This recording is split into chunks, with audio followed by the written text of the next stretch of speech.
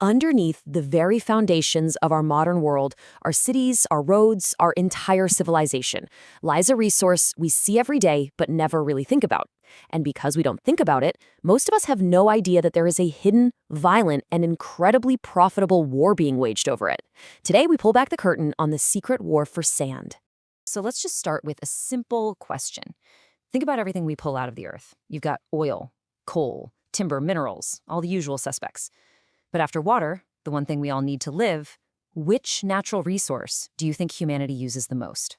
The answer, believe it or not, is sand. That's right, simple, everyday sand.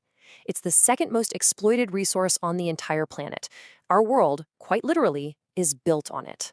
And when I say built on it, the scale is it's almost impossible to comprehend. Every single year, we use up to 50 billion tons of sand and gravel. To give you some perspective, that's enough raw material to build a wall 27 meters high and 27 meters wide, a wall that could wrap around the entire equator of the planet. We build that wall's worth of stuff every single year. So what makes sand the world's most wanted resource? Well, it's because it's the invisible ingredient in almost everything that makes modern life possible. But here's the catch, and this is absolutely critical. Not all sand is created equal. The sand you find in deserts, it's useless for construction. The wind has eroded the greens, so they're too smooth, too rounded, they won't bind together. The sand the world is fighting over is the rough, angular stuff you find in rivers, on beaches, and at the bottom of the ocean. And we are running out of it. I mean, just take a look around you right now. The building you're in is made of concrete. Concrete is mostly sand. The road you drive on is asphalt, also made with tons of sand. The glass in your windows, the screen you're watching this on right now, that's just melted sand. And in some places, like Singapore, they're not just building with sand, they're building on it. They're dredging it from the ocean floor to literally create new land, expanding their cities out into the sea. This total dependency has created what can only be described as an insatiable global demand. It's transformed a resource that we all perceive as being infinite and free into a highly valuable and fiercely fought-over commodity. And just look at this trajectory. In the last 20 years alone, our use of sand has tripled. This explosion is being driven by population growth and, more importantly, rapid urbanization, particularly across Asia. And it's not slowing down. The forecast shows that by the year 2060, our demand is expected to jump another 45%. The curve is just getting steeper.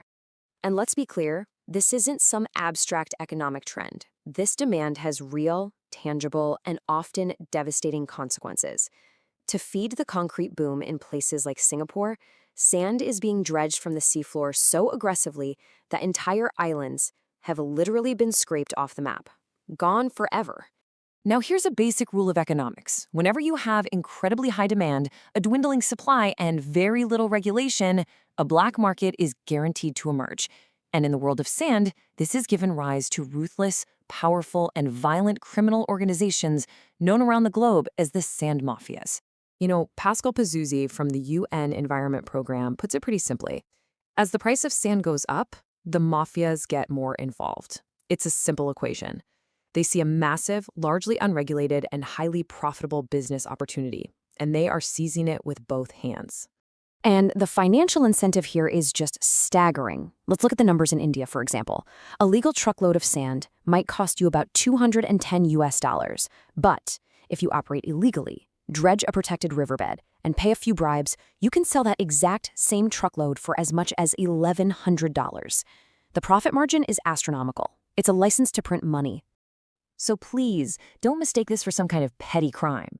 The UN now classifies illegal sand mining as a major piece of the $200 billion global environmental crime problem. This is big business. It's a transnational criminal enterprise built on corruption, violence, and environmental ruin.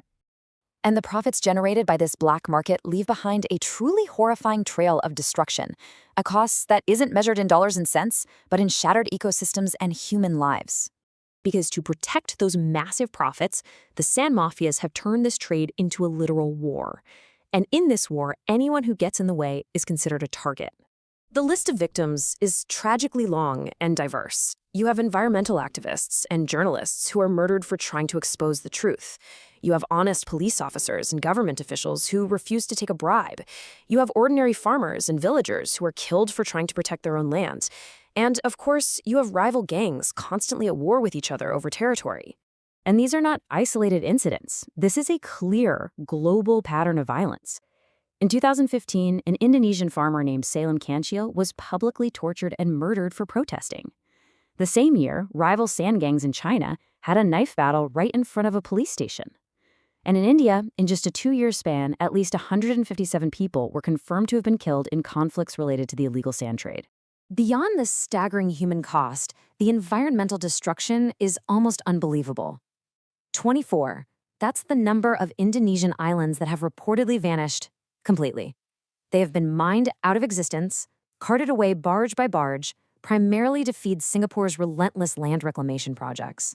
And when these mafias illegally dredge rivers, they just leave ecological chaos in their wake. A healthy river with stable banks and clean water becomes a wasteland.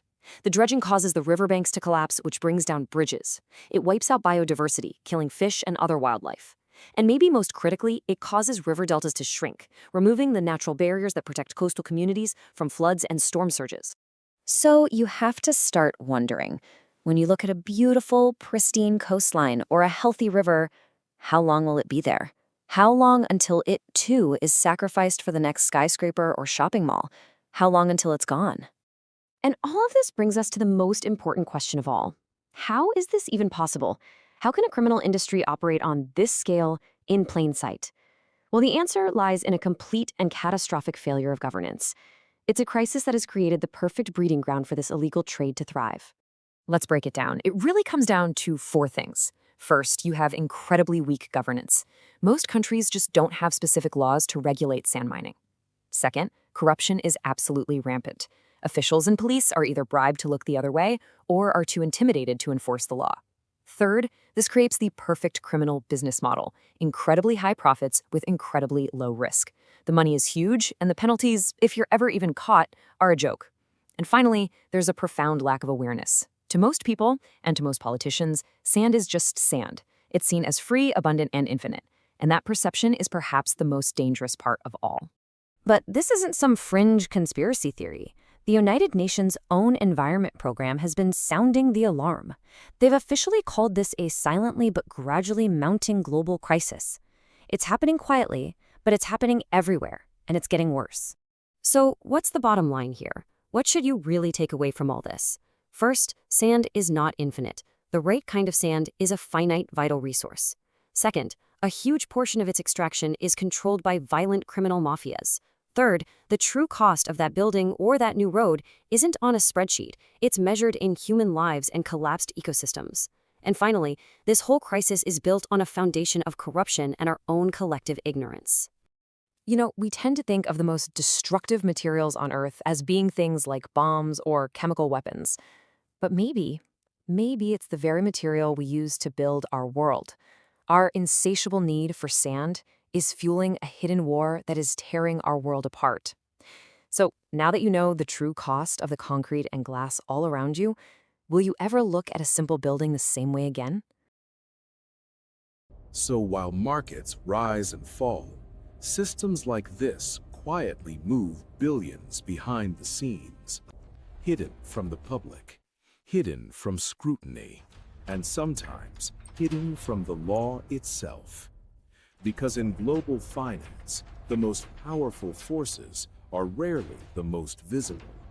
And this is just one of the systems used by the unseen elite.